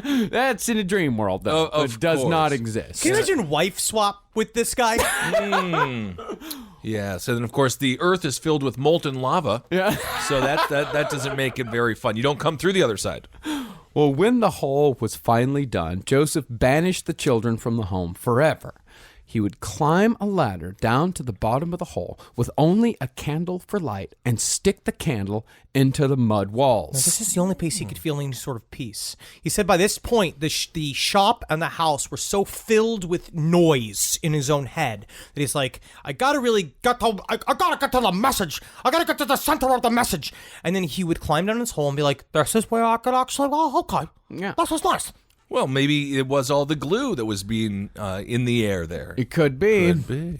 Once he got down into the hole, he would either masturbate or defecate or both, and he slowly began to fill the hole with his own semen and feces as a part of a twisted personal ritual that only made sense to him. Well, now, I mean, how much would you have to crap to fill a 20-foot hole? That's the point. That's why you got to make the hole as deep as you can, so you don't have to be worrying about what about the supply and demand of the shit that's needed here. Right. But he used to sit in his hole and literally be like, okay, what's missing? There's a spot. like he would just shit a turd out, and he would literally believe it to give him power. And every time he shat, and then he would come on the shit, his own shit, and he would be like, okay. That's nice. It's like having a cup of coffee. Yeah, but I don't know what that solves. It's I don't like know doing what that 35 solves. But minutes on the elliptical for him. okay, interesting. And then, one night, as he was in the hole, the voices came. In the hole? That's his safe space. That's the problem. Didn't the voices know that's his safe space? He heard a voice that sounded very similar to his own say, and this is just a partial reading of what Joseph said. Quote, Pestara, Kairistara, Kairi, Maria. and it went on and on and on like that. Sounds like something Ash read in the Book of the Dead. It's crazy. Yeah, just nonsense word after nonsense word. And Joseph said that he had no idea where the voice was coming from. And then finally, he pressed his index finger to his own throat and discovered that the words were coming from his own mouth. Think about how scary that is. All right, now, again, step back. Whoop. Take a zoom out. Oh, I'm sorry, you just stepped on your human feces. That was saving that one. I It was know you such were a nice. It was in such a fun shape. It was shaped like a question mark. No, I know. That's why I told you about I that. said yeah. just a little dollop of poop on there to give it the punctuation mark. Yeah, I know. Sorry about that. But you look at this. He is his own separate space. He has dug a 20-foot hole into an actual building. It is filled with his cum and shit. You are so sick that you don't understand. You are actually talking. Yeah. That you are Right. hearing these voices, but it's you talking to yourself. And he only understood after he felt the vibrations of his neck, right? After he felt the vibrations, yeah. Now, I don't think this question matters, and nor should I really be asking it, but did he, if he had to pee, did he get out of the hole? I'm not or did disgusting. he Yeah, I can't be pissing outside of my shit and my cum. That's my shit and my cum. My piss is that goes in the toilet. So you put, okay. So You're my favorite customer. No, I'll thank always you. remind you of that. I I know. thank you so much for coming to my living room. I know. I'm a size 14. You charge me double. I know what happens. Do you want a cup of coffee? I would, is that... Yeah, you are want some? Yeah, right? Is it actual yeah, coffee? Come on, yeah, we're hanging out. If it's actual coffee, I'll have some. that's coffee, yeah. I see you pooping in the mug. You could see me do this? Yeah. Are you for the fucking CIA? Can I have my shoes, please? Well, on another night after that, after taking a particularly large dump in the hole, because he said that, like, the bigger the dump, the better the idea. And he said he had a dump that was so big that it released him entirely. And I'm not going to say I don't understand. No, this is there- the thinker. There are some times, because you've ever done this, and I'm going to say this for the casual viewer. If you're not a person who tours for a living, but sometimes you get to the hotel and you got you got to get out of there. You checked out. Yeah. You've been drinking a lot of beer. Yeah. Sure. Maybe ate something at 12:30 at night, right? On Fucking- tour. You're on tour. Tour right? in life. And you got to wake up and you know, like, my shit's gonna come at some point. I It's gotta gonna space have it to, out. yeah. And I like it for when you get back on the plane for that first time, and you just unleash a couple of dirty snakes. On the plane. Oh yeah, dude. Oh, and those my. are taking good as motherfucking snakes off this motherfucking plane. I Yeah. do. By flushing them. And but you do feel like, like your shoes are bigger. Yeah, absolutely. When you really get, you feel cleansed for sure. I read Gwyneth Paltrow. That's all that goop is about. God, her pussy's got to be so strong. I have no idea. Well, after Joseph took that particularly large dump, he decided that it was time to bring the punishments of his childhood to the lives of his own children. Uh-oh. See, the Kallinger kids weren't exactly what you'd call model students. No. Joseph and Betty had raised a family of chain-smoking teenage Philadelphia street toughs. I mean, these were hooligans. They stole from the blind. They snatched purses from old ladies. And they're 10. And they're between 10 and 14 years old. They're the little rascals. They are just like the horribly little rascals. violent thieves. Well, oh my god, I know. Dude, Yes. if the little rascals were real, they would have knives. Yes, of course they would. Like, yeah, let's put it down, Daddy. Yeah, they're ready to go. I mean, what can you expect? They don't get any sleep at night. Oh, they're No. surrounded by garbage. You know, Oh, hanging out with no. their dad, digging holes all night. No, I mean, I'm not blaming the kids here. They were raised in an absolutely horrific environment. They started to fend for themselves, and they went feral. But the only methods Joseph knew as far as discipline went were physical, painful, and cruel. So he set up the cellar of his home as a straight-up torture chamber. And all this came from the time he spent alone in his literal shithole. You know, I really don't appreciate when they call it a shithole. This is my sanctuary. He used rope, rubber hoses, straight pins, strips of leather, and, taking influence from his father, a homemade cat o' nine tails. Joseph called this stuff his, quote, educational materials, and he took it seriously. In fact, he said that he took this just as seriously as he'd taken his experiments with the hamsters. With the what? The hamsters. With the hamsters. Yes. Yeah, now, okay, this takes a little bit of explaining. Remember, Joseph had received a commandment from God when he was 15 to save mankind through the miracle of orthopedics. Again, positive. Don't mind that one. Sure. And Joseph, he'd never stopped trying to crack the code. Right. In fact, when Joseph's father was in hospice in 1971, Stephen died with Joseph vigorously rubbing his feet, trying to keep the old man alive just a little longer. Just Felt fucking good, though. You know, Joseph it felt good. Kallinger just rapidly. Come on, Daddy. Get these feet back and going on, Daddy. Licking the things, and then the father literally going like, "Please let me die. Yeah. Please let me slip away." Who doesn't love a good foot rub, though, you know? Well, one of Joseph's favorite things to say was this, quote, The feet control the brain. They're God's magic gift to us. I agree with him. The feet do control the brain. and to really give you a peek into the mind of Joseph Kallinger, we're going to read excerpts from The Shoemaker, in which I will play Flora Schreiber, while Henry will play Joseph, talking about those experiments with the hamsters. And Henry is going to read this verbatim. This is verbatim. All right. And Now, this is a part of, people wonder where these characters come from. If we're going to make up all these characters, we're going to talk with these people. I really wanted to showcase a little bit of what Joseph Kallinger is really like, so you can see that there's very little exaggeration. Yeah, there's nothing added here. There are no jokes. This is verbatim what Joseph Kallinger told Flora Schreiber. Did he like the hamsters because they had 4 feet? You're going to find out. I'm going to You're going to find out All right. everything he knows about the hamsters. All right. Joseph, in what way did you take this experiment seriously? Well, I'd already done over 40,000 experiments, most of them on myself, some on my wife and kids. I'd even talked the mailman into letting me put wedges into his shoes, so I did a few on him, but I'd never done experiments on animals before. What were you going to do with them? I was going to make little shoes for their feet and little wedges to put into the shoes. I figured I'd get a lot of information that way. I wanted to experiment on the connection between the hamsters' feet and their brains. Now, if they listened to me and did what I told them, then I would have known that the wedges and the little shoes that I made for them were doing them good by giving them greater durability and intelligence. They'd be obedient to me, their master. When I got them home to East Fletcher Street, I saw that there was no way I could make shoes and wedges for my hamsters. Their feet were too tiny. But I knew I could go on with the second part of the experiment, the connection between obedience and intelligence, even without the shoes. To make sure I didn't get the hamsters mixed up, they all looked alike, all the same color, brown, same class, hamsters. I put a name tag on the right rear leg of each one. I called them Winkle, Popsicle, Jelly Roll, and Humpty Dumpty. Then I put them into a large cage with a small wheel in it. I knew that the best way to test their intelligence and durability was on the wheel. If they had intelligence, then they would listen to me. If they had durability, they'd listen and survive. To obey is the one test of intelligence. To survive is another, right? Right? Joseph, how in the world did you expect the hamsters to listen to you when they don't speak any human language? I spoke to them in English like I'm talking to you. I pulled up a chair right next to the cage and I sat down. I told the hamsters everything I was going to do. It was very important to the future of mankind, I said, that they obey me.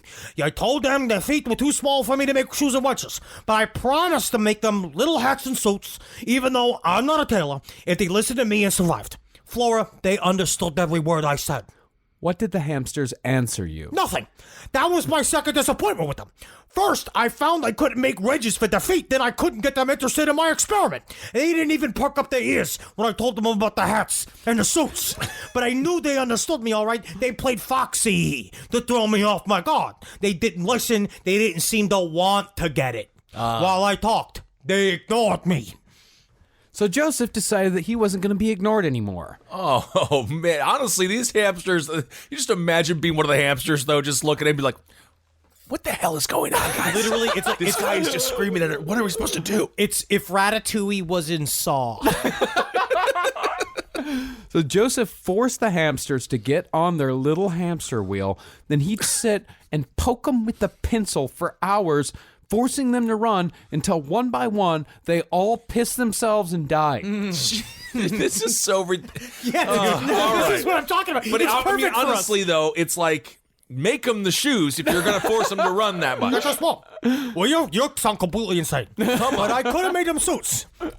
Now, this was, of course, a failure of an experiment, but had Joseph succeeded, he was going to build a huge laboratory with wheels big enough for elephants and lions, prisoners and mental patients, all wearing his special wedges. This is straight up, though, if they did stay Austrian. Yeah, I guess if they were around during the Mengele era. Yeah. He would have been the Shoemaker of Auschwitz. Honestly, he really would have been, because these experiments are so wackadoo. Well, later on in the second episode, he uses techniques that he said he learned from the Nazis. Ugh.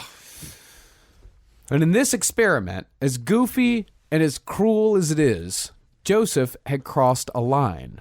For the first time, Joseph had killed another living thing. And even though he didn't know it yet, this was his first step towards murder. And it began with his kids. The punishments started getting even worse because Joseph started taking them down to the cellar one at a time, but only after midnight when a huge clock with a skull where the number 12 should be emerged from the darkness. Now, the clock hallucination would always be preceded by an itch in Joseph's left palm. When he felt this itch, he knew his kids had done something wrong, so he'd wait until after midnight, then he'd shake them awake and take them down to the cellar where they'd get straight pins thrown at him, whipped with the cat o' nine tails, whatever he felt like doing that night. he had this one thing that was like a box of rocks. He would like collect this thing. It was a little kind of like a weird little like one of those cigarette boxes, whatever it was, those weird little pallet things, and he'd have them kneel on it for hours. Then in 1972, the voices changed. It was no longer the voice of the devil that was commanding Joseph to do things. It was the voice of Dom DeLuise. Honestly, we all just laughed at Dom DeLuise while he was dying. Yes. See, Joseph could resist the devil most of the time because it was the devil. It was the devil. Yeah, those commands were only urges. Okay. So he only followed the advice of the devil when he felt like it. But God was the soul and the brain guy, right? God was telling him to do good things. God was his boss. Yeah. Okay, all right. But on New Year's Day, when Joseph was 35, the same figure that had appeared to him when he was 15 showed back up and said, quote, Joseph, I control you now.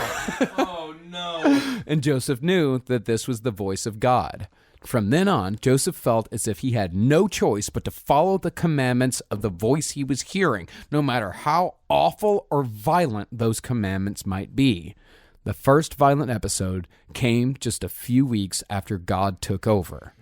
Mary Jo and Joey, hoping to escape the abuse that they were suffering at the hands of their father, ran away from home. They'd been gone for 2 days before Joseph decided to go out looking for them.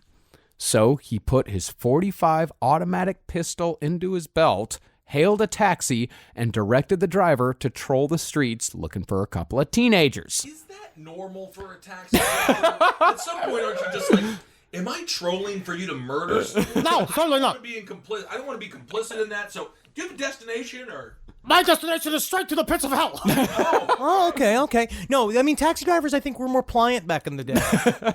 Well, finally, Joseph saw his kids coming out of a movie theater with a couple of friends. So Joseph jumped out of the car, pointed his gun into his own children's faces, and told them to get in the cab. When they got home, Joseph told Betty to take little Jimmy and little Michael out to get pizza and not to come home until he said so. See, Joseph had begun to develop what you might call a crush on his own daughter. He never did anything sexual with her, but prior to this incident, he had begun what he himself called a courtship. He said in his own words, he's like, I began to notice she's a beautiful young lady, and she seems to be held in esteem by other men in the neighborhood. But I won't let her have him. I wouldn't let him have them. Well, thank you so much for coming on the Stern Show once again, Mr. Trump. Really appreciate you being here. Howard said he loved it. Howard said he always loves the way you talk about his daughter. Anyway, you're going to be president in 5 years. No shit. Yeah, no kidding, right?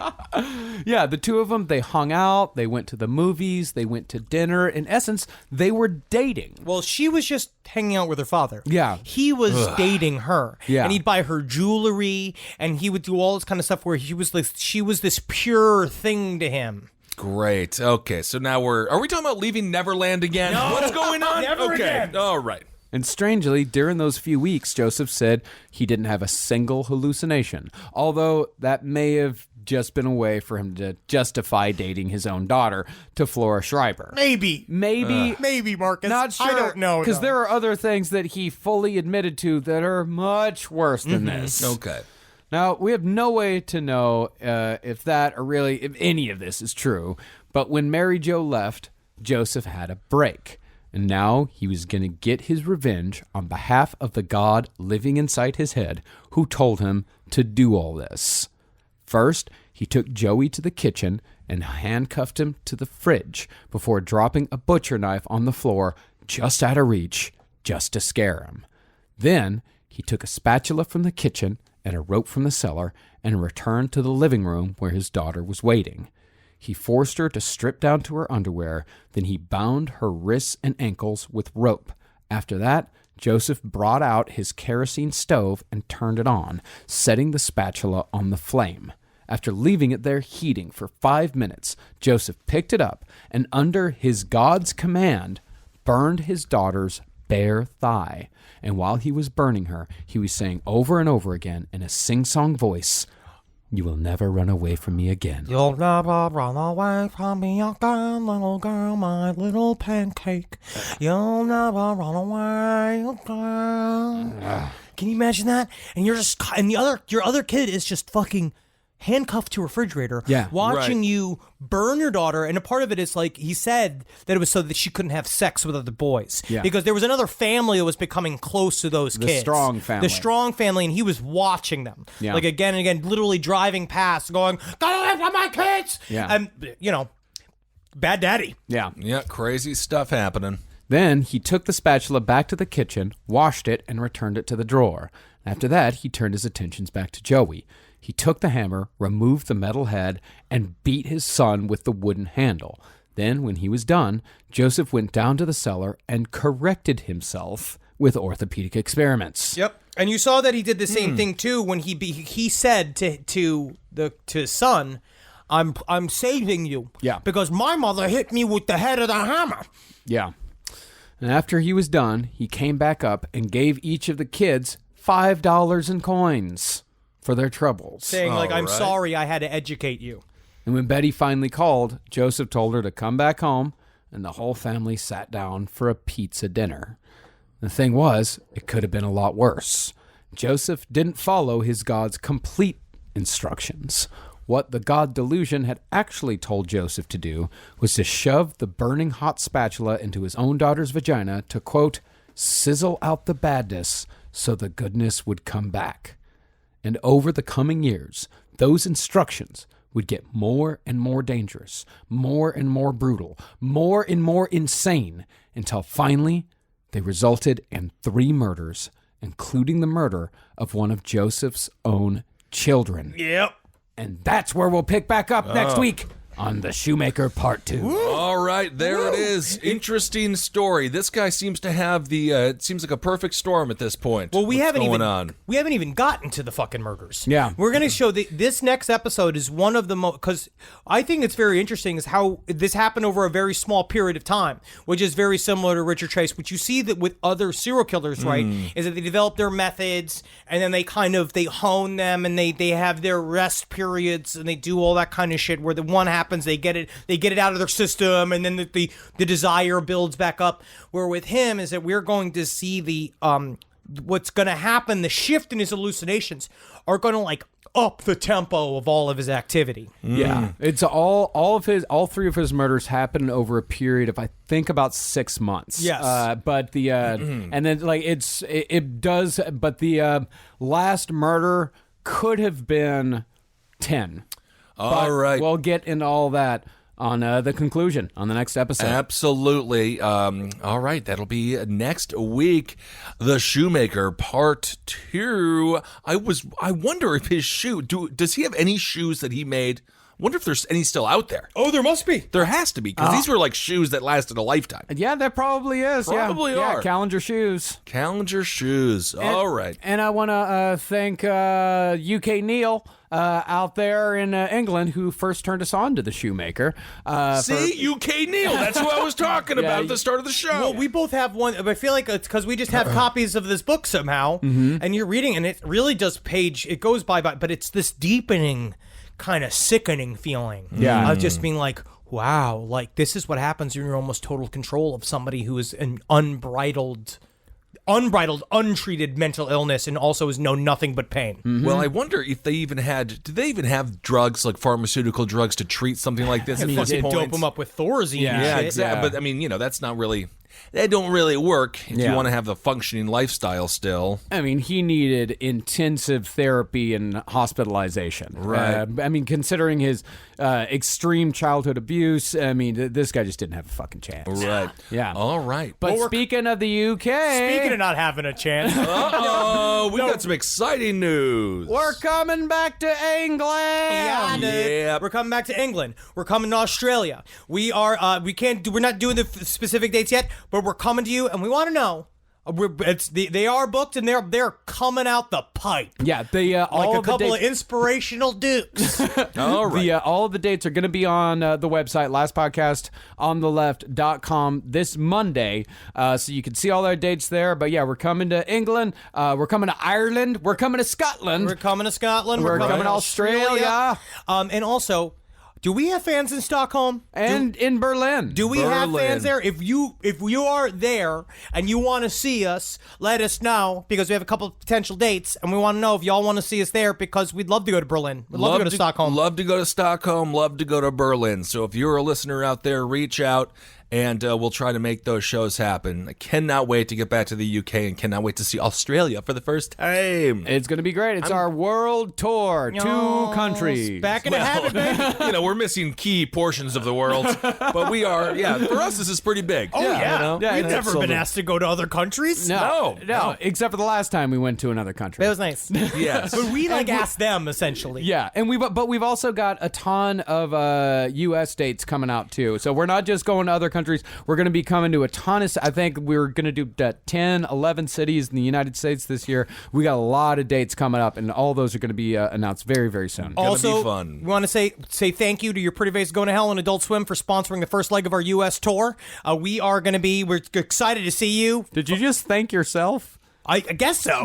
Yes, well, thank you. No, it's like I don't you. make these decisions. Adult Swim, yeah, they're sponsoring the first leg of the U.S. tour. Absolutely awesome. Your Pretty Face is Going to Hell. When can people watch it, Henry? We're coming out Friday, May 3rd. It is finally being released. We're fucking so excited. We've had these in the can for a fucking while, but I'm really, really excited for you guys to see these batches of episodes, because I think they're really fucking good. Awesome. Make sure you check those out. Want to thank everyone who came out to our show at the Bell House. Really exciting. Always wonderful to see all of you. Yes, thank you very much. And can't wait to see you in beautiful Nashville, Cincinnati, Cleveland, and Pittsburgh. Yens. We're going to have a great time. Yeah. So yes, thank you all so much for listening. We absolutely love you. Keep on supporting all the shows here on the LPN network. Feel free to go to iTunes, rate and review, all that kind of stuff. It really helps us out. It makes our parents think that we're really doing it because they still don't believe that this has ever been a recorded show. Yeah. It's hard to understand. It's hard to have people understand what we do. No, it means a great deal. Thank you guys for your constant support. Thank you for very giving much. to the goddamn Patreon for all that. Absolutely. We have a fun interview Henry and I do with the dude behind Hellier, which is a really fun documentary about the Kentucky Goblins. So check that out this week. And top hat for everything political. Check out page 7 if you want to hear the beautiful Jackie Zabrowski. Just check out all the shows on the LPN network. Yeah. Anything else? You can go follow Last Podcast Network at Last Pod Network on Instagram and Twitter, and we'll let you know when new shows come out. If you want to get ready for our batch of tours this year, go to lastpodcastlive.com and watch last year's live show. Yeah. It's really fun. Yeah, fuckers. Hail Satan. Hail yourselves. Again. Hail me. Magustalations one and all. honestly, support your local businesses, even if they're run by absolute total maniacs. I mean, who knows? I don't even think there's a Shoemaker around anymore. Yeah, there's one around the corner. But now they're very expensive. Oh, I see. This show is made possible by listeners like you. Thanks to our ad sponsors, you can support our shows by supporting them. For more shows like the one you just listened to, go to lastpodcastnetwork.com.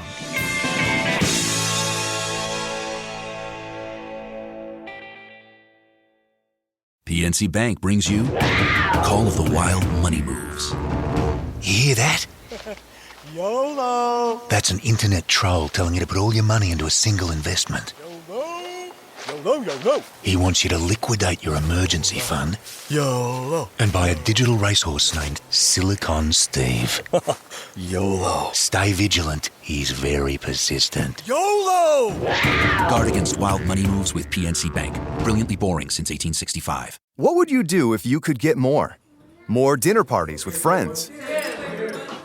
More gear for your garage band. More places to discover. What would you do if you could get more at Shell this summer with the Phil Lucky Sweepstakes? Stop by Shell, scan the QR code at the pump, and enter for a chance to win $100,000 or free fuel for a year. No purchase necessary. Ends 11:59 p.m. Central Time, August 28th. Open to U.S. DC residents 21+. Visit shell.us/phil-lucky for rules and entry details.